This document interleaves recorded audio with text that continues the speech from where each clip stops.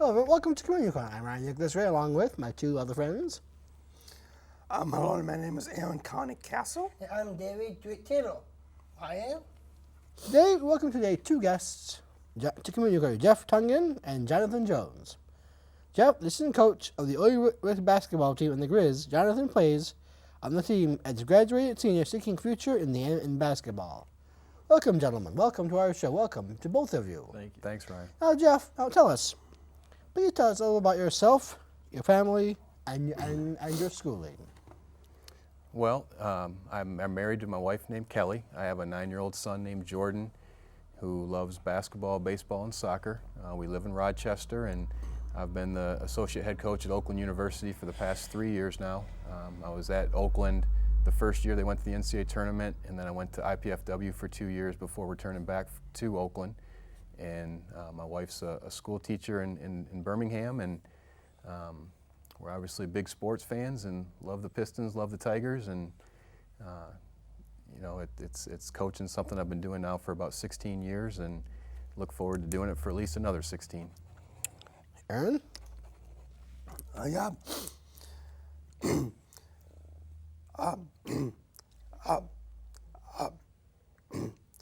John, please tell us about your school background and your degree.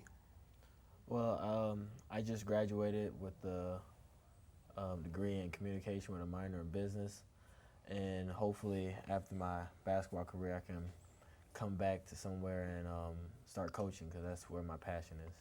Okay. David? This question is also for John.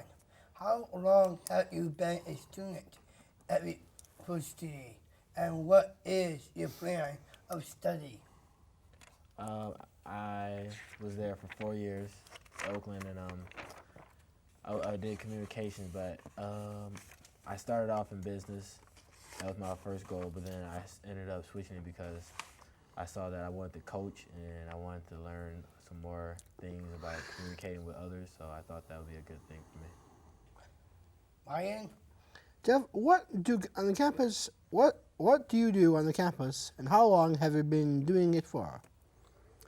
Well, my main responsibility is to work with our post players. I work with the big guys on our team, and then I also do leadership training with our captains, and then I monitor our academic progress of our players and make sure they're doing what they need to be doing in the classroom and going to class and getting the grades and preparing themselves for life after basketball. I've been doing that for the past 3 years, and I'm very fortunate. Coach Campy gives me a lot of responsibilities and gives me a chance to do a lot of things in our program, and my main responsibility is just to help out our players and make sure they can succeed both in the classroom and on the court. Aaron, you have a question? Yeah. I'm John.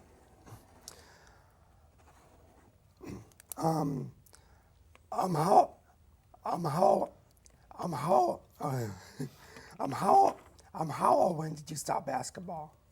Whew. I started playing basketball when I was, I think, 3. I mean, it was just a passion that I played. I mean, I played a lot of sports. Played basketball, football, baseball, soccer. You name it, I probably played it, but basketball just was my love at that young age, and I just continued to play it. David? Thank you, Ryan. Aaron? Jeff, what does a usual weekly practice schedule look like, and why? Well, our players work extremely hard. The NCAA has certain rules that we have to follow, and during the season we're allowed 20 hours a week with our players. They can practice and work in the weight room and watch film with us no more than 20 hours during a week. So we usually try to make sure we're around 15, 16 hours a week, and then if we need to bring them in for some film, that'll take us to 20 hours. And then in the off season, we're allowed to work with them 8 hours a week. And most of that time is done in the weight room. 6 hours are in the weight room, and then 2 hours we're allowed to work with them on the basketball court. So a big reason why we do the schedule the way we do it is because the NCAA has a lot of rules that Division I schools have to follow. And so we make sure we follow those rules, and that's why we have 20 hours during the season and 8 hours out of season. And then our practices, we do a lot of shooting in our practices, a lot of defensive work in our practices. And then in the summertime, our guys spend a lot of time running outside on the hill and doing different things in the weight room. Top up question. What is the NCAA stand for and why?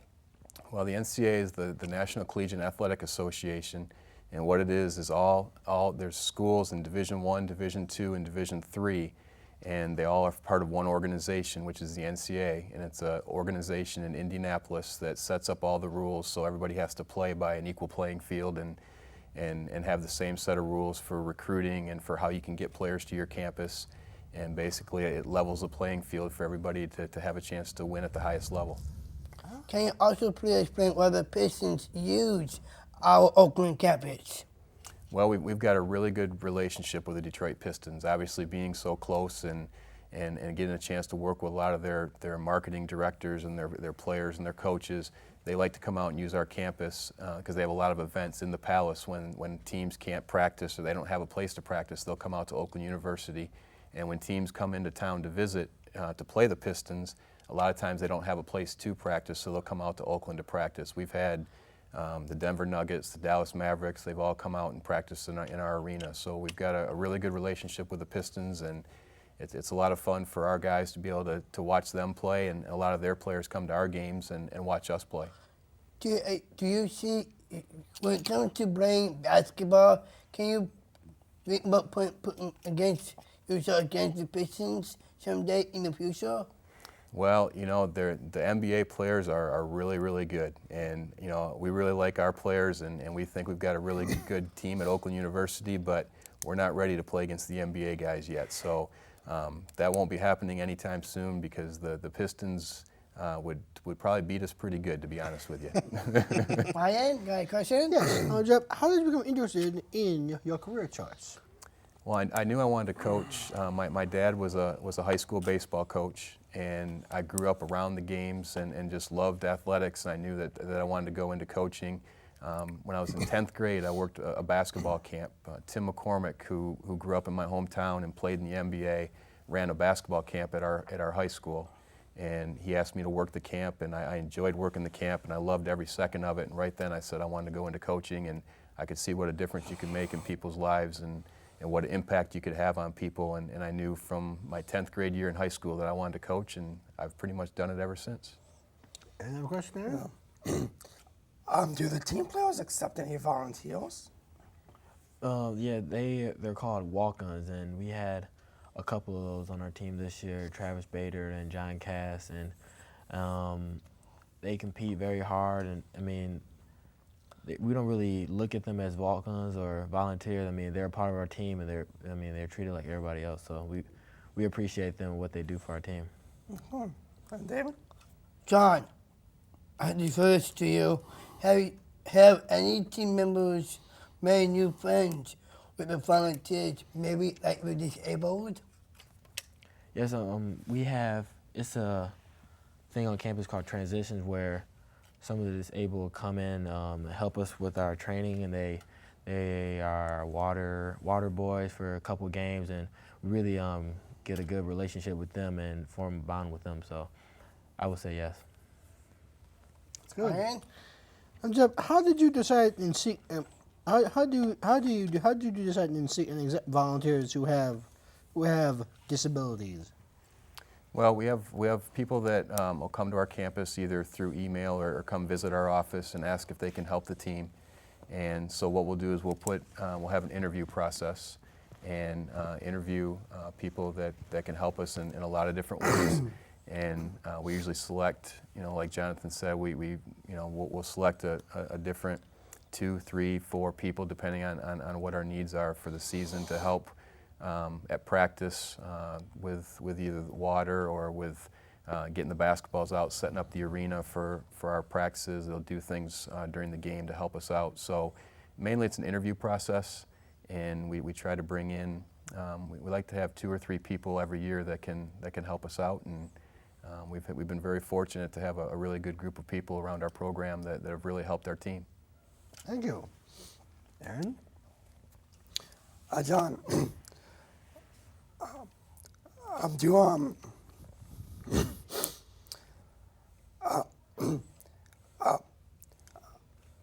do team players invite the volunteers to lunch I'm all at the campus club meetings. I don't think so, but I know that we have special times where after practice where we'll go and talk to them and we'll meet with them, and sometimes part of our marketing group they will set up, or our coaches will set up times that we can have a sit down time with lunch and everything. They'll have snacks and everything, but for the most part it's mostly done after practice, or we'll go to a high school or to a middle school and interact with them there and spend the day with them. Dave? Thank you, Aaron. John, if you had one of the volunteers like a disabled person in the class, would you feel you could mentor them or become a parent helpful for the disabled? Yeah, I would love to mentor somebody. I mean, I have a couple people who were in my class, and I mean, we were talking to them, and I invited them to games and to practice, and they ended up showing up, and we really formed a good bond with each other. Now, Jeff, do volunteers receive game tickets or other perks? Yes, they do. They get to come to all of our games, and they get to sit behind our bench or right next to our bench. We try to give them some of our team gear and T-shirts and things like that. And it sounds to me like someone might be interested in volunteering. Yep, that'd be, of course, me. Or me? Yeah. I think me. But yeah, we try to give them our volunteers T-shirts, and occasionally we'll get them some of our shoes and things like that. And they get pretty good seats to the game. Sure, I'd love to do that. I'd love to do that sometime. I'm gonna get free tickets someday. You want free tickets? Yeah, it'd be more fun to get in for free. Well, we can definitely take care of that. You guys can come to the game next year for free and be at our game. We'll definitely do that. Okay. And please give us free T-shirts and things. or hats. That'd be cool. We'll see what we can do. We can at least get you into the game. That's for sure. Okay, go Grizz. Go Grizz. Aaron? John, if team members are shooting hoops, can class members in the transition program join in also? Not during practice, but we have a rec area where we go and we play with the other students and everything. We interact with them, so that when we go to the rec, I think that is a more appropriate time where we interact with other people and everything. Thank you. Jeff, do you speak to other groups? And if so, what topics do you share and why?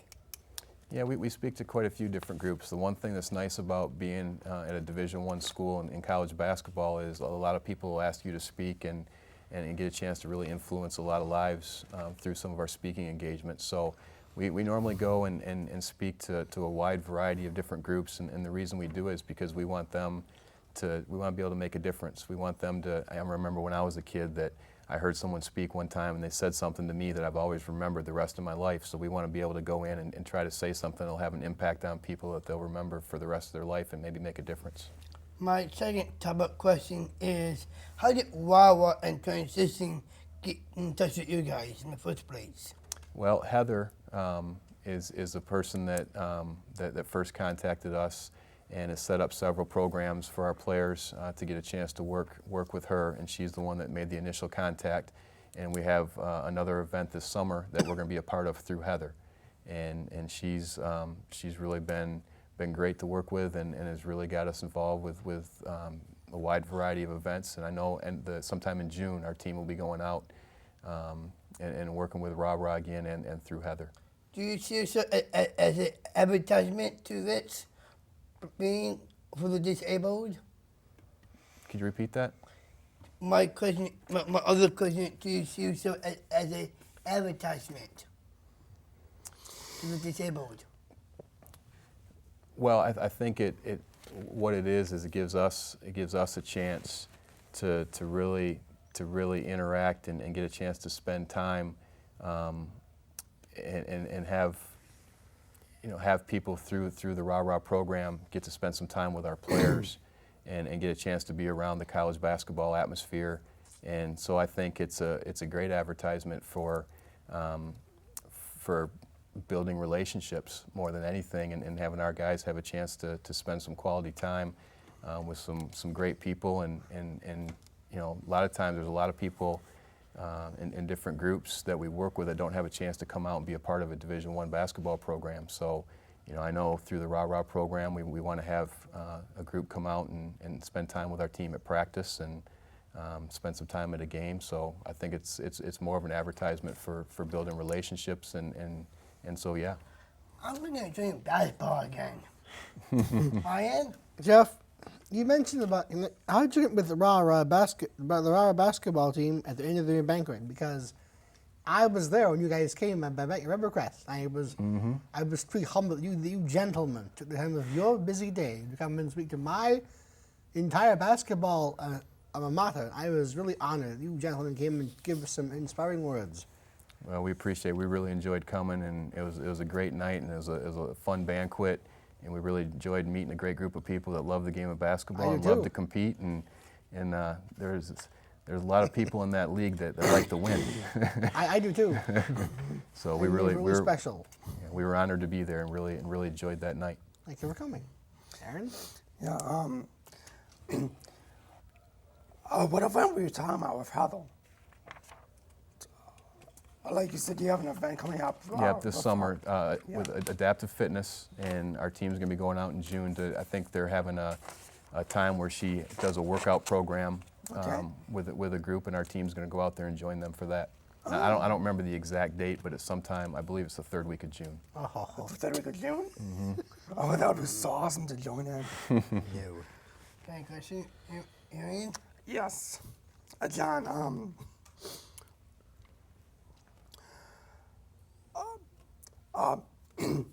what did you share with the active basketball players at the banquet? Oh, I just told them that to enjoy the people that they're around. I mean, of course, everyone loves to win, but the things that you get most out of teams are the relationships and bond that you get with your teammates. So I said just enjoy your teammates, and everything else will fall into place. Okay. Mine's a fun question right here. John, do you see yourself as a volunteer for sports with those with disabilities, and why? Yes, I do. I mean, I go to different events, and I try to interact and get to know some of the people and really form a good relationship with them. So just in case if I see them walking down the street, I can say hey, and just hopefully brighten up their day, because I know when I talk to them, they always brighten up my day. So it's kind of a motivation for me. So how do you feel about combining? How do you feel about continuing with the adaptive basketball team? Well, that's something we'll definitely continue. And Jonathan and I have talked about this ever since. We really enjoyed that night. I mean, it's really nice to hear you guys say how much you enjoyed having us out, but I guarantee you we enjoyed that night more than you enjoyed having us out. That was a really special night for us, and one that we really enjoyed having a chance to be there. And you know, I talked when I was talking earlier with David about building relationships, and we feel like we're starting to build a really good relationship with the basketball program there, and we want that league out to our games and our practices, and we definitely plan on coming back to visit, and that was a great night and one that we really enjoy, and we hope to have a lot more nights like that. A lot of fun. When you came to see me at Rivercrest, it was special. It's a special time, a special moment. It was inspiring. You guys came. It really made me feel happy. In other words, you made him cry. It made me cry. Well, it was a special night for us too. We really enjoyed that. Aaron? Yeah. What do you think the students with disabilities bring to the team? I mean, everyone brings different things to the team. I mean, you have different positions that they can that they oppose. I mean, when I was at the banquet, I saw many different sides of people. So I mean, it depends on the person. And I think the disability, they bring more balance to the game. I agree with him. Exactly, I totally agree. I quadruply agree. John, what are your long-term goals for your career in this field? Well, if everything works out, hopefully I can possibly make an NBA team. But if not, then go over to Europe and play for as long as my body can hold up. But then after that, I want to coach. And Jeff, Wish finally, you luck. my question, Jeff, Thank is you. this: what has been the biggest challenge as a basketball coach? The biggest challenge that you faced with this basketball team? this year? You know, the biggest challenge is, and I've been doing this now at the college level for 16 years, and the biggest challenge is that every so often you run into a player that you just feel like you can't reach. And that's the frustration of wanting them to do better in the classroom, wanting them to do better on the floor. And so the biggest challenge is to take a player like that and to find a way to motivate them and to get them to play and compete to the best of their ability, both on the floor and in the classroom. So, you know, the biggest challenge is when you find that player that for whatever reason you just can't get through to, and that causes the most frustration as a coach. But it's a great profession and something that obviously I really enjoy doing, but that would be the most frustrating time. Tell people about getting fouled in volunteering. What special memory would you like to share to us today and our watchers? I think the special memory is when I went to one school and I had to read to somebody, or I think when we went to North Hill Elementary and we were there for their field day and we just played basketball the whole time with some of the disability people. And I think that was the best time because we got to interact with them and play basketball and really just spend the whole day with them. I think that was probably the best time. Wow, that's a fun memory. How about you, Chef? You know, I'd say the same thing as Jonathan. The day we went to North Hill was a lot of fun. We went for their field day, and it was a great day because you got to spend time outside, and we did different events, and that was a lot of fun and a really special day for both of us. Oh, remember the program, gentlemen. We have 5 minutes left in our program right now. And I will do the closing. Please close for me. I'll say thanks for being our guest. And what fun to meet the Grizz for our first time. The coach and the player.